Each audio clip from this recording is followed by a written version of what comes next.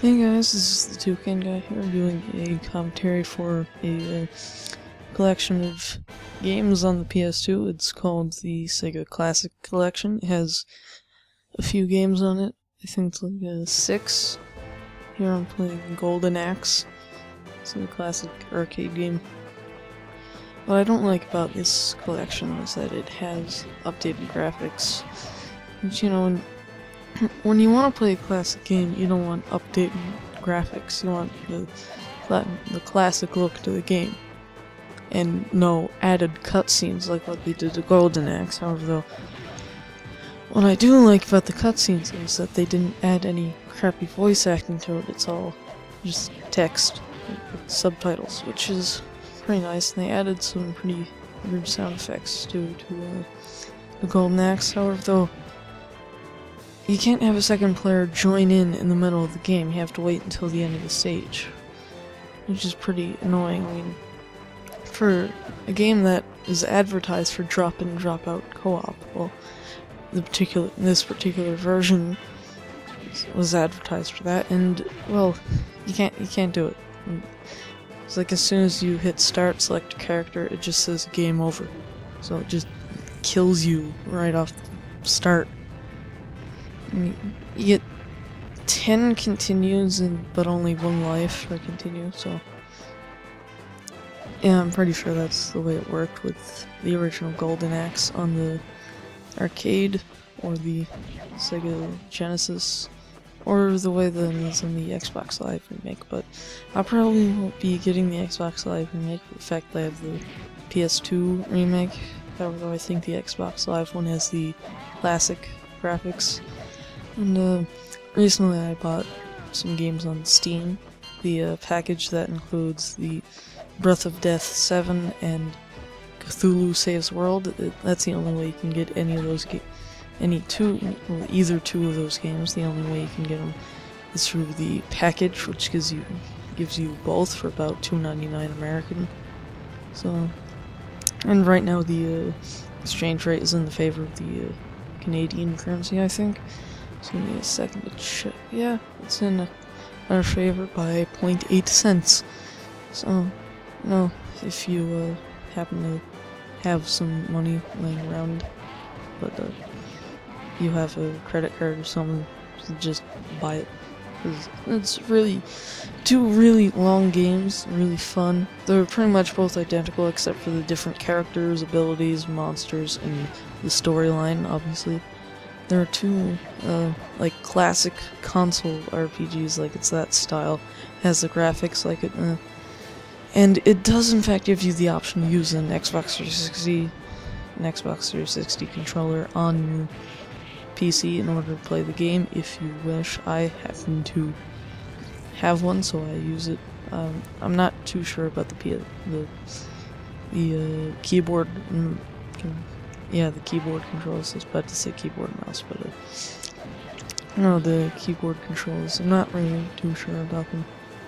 But yeah, there's actually footage for 2 of the games in that Sega Genesis, that Sega Classic Collection in this video. But yeah, you'll have to wait to see what the second game is. I'll give you a hint. The storyline involves a sentient spaceship, and yeah, and it would probably, well, you'll just have to watch and find out.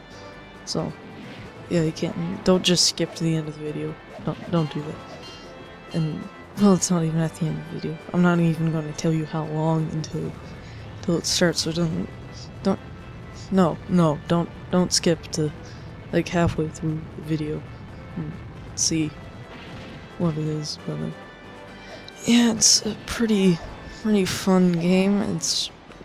It's really messed up, like just the graphic style. And well, the first boss is a log that shoots leaves at you, which is pretty weird. It was an arcade game that I think was ported to the I think it was the Sega Master System. But yeah, the game is like really messed up. I mean, if you just want some, like, game that's madness, and you like shoot 'em ups, I suggest that you get this collection on the PS2. Not sure about PS2 emulators though, because it's pretty much illegal unless you dump your own BIOS files from your PS2, which requires custom firmware on it, and I'm not too sure about how to do that, so, you know, and the fact that it was on the Sega Master System, you could probably get an emulator for it, or just get it really cheap on the Sega Master System. Well, not in the... I'm pretty sure you can get that game for cheap. It's a really popular game, so there's probably a lot of cartridges around for it. Well, actually, I'm not too sure if the Master System took cartridges, or was it... So I know they had the Sega CD that had that on the Sega Genesis. Not too sure which came first, though, the Master System or the Genesis. I'm actually not too sure, but one thing's for sure that it's pretty much impossible to get a Atari Jaguar emulator. Because, well, I want to play Attack the Mutant Penguins. So that looks pretty crazy. And the only reason I want an emulation because, you know, it's really hard to find a Jaguar, let alone a game for it.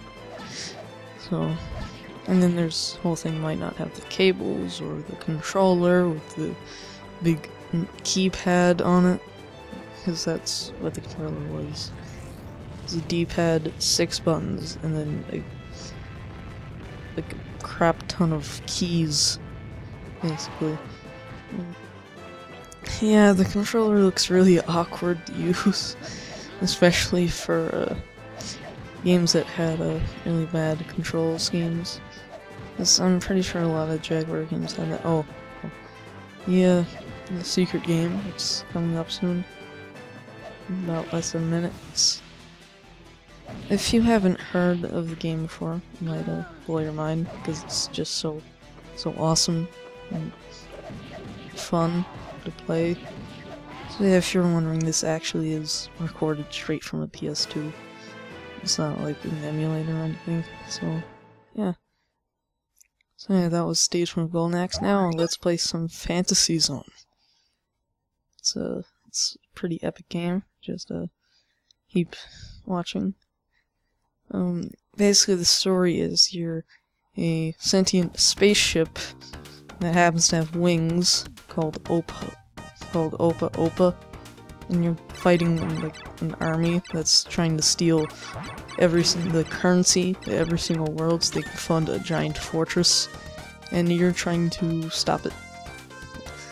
And the main objective in this particular level is kill the flying flower things that's shooting out the blue blobs that are trying to kill you, and basically everything, including you, dies from one hit except for the flower things that you have to kill in order to move on. I mean, the spaceship gets... well, it explodes from getting hit by flying scissors, or getting shot down by a blue blob, or getting rammed into from another plane. And well, it's pretty weird the way that this port works. This one, because basically everything explodes into a puff of smoke, except for you and the thing that you have to kill. Like the flowers, they actually have a real explosion, and you explode into a bunch of blue dots, which is kind of weird.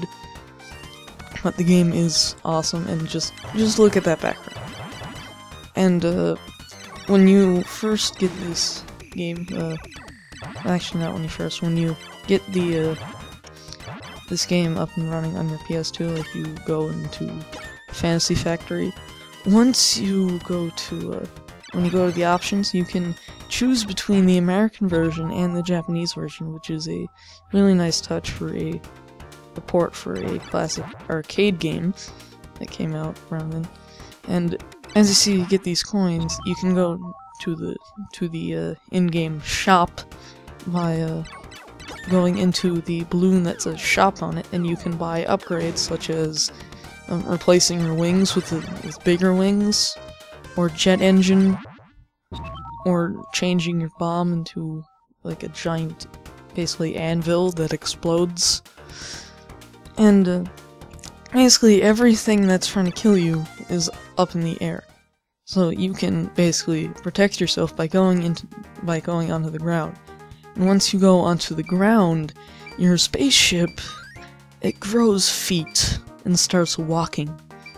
So here, this was the first time I actually got into the in-game shop, so I'm looking through everything, see what I want to buy. I don't really recommend buying the laser, for the fact that, well, even when you're not firing it, the charge on it still goes down. So here I bought the bigger wings and the giant, well, the not really giant, but the weight bomb. It's like giant, but I didn't buy laser. So here, the thing is though, yeah, that was a bomb. You only get one when you buy it. You only get one, and then you're back to normal bomb. So I don't really recommend buying any extra weapons. Sure, they might be powerful, but you don't get to use them that much when, just say, you can spend your coins that you get from killing things. You can spend them on getting something that makes it go faster, or an extra life. You know, the jet engine is probably one of the best power-ups for the fact that it makes it go really fast, and it's pretty cheap too. So obviously, to get the money when you kill stuff, some things, as you see, they drop gold coins, and you pick up the coins. Each coin is worth $100, so this place has a $100 coin. So as you see there, it says gold up on the top, but yet it has a dollar sign. So yeah, this game says you can go 2-player, but can't. And the game over screen is a bunch of blue. So yeah, this has been the Toucan guy here with a commentary for the Sega Genesis Classic Collection on the PS2. So yeah, this game plays over. So yeah, this has been Toucan guy here, and well, see ya.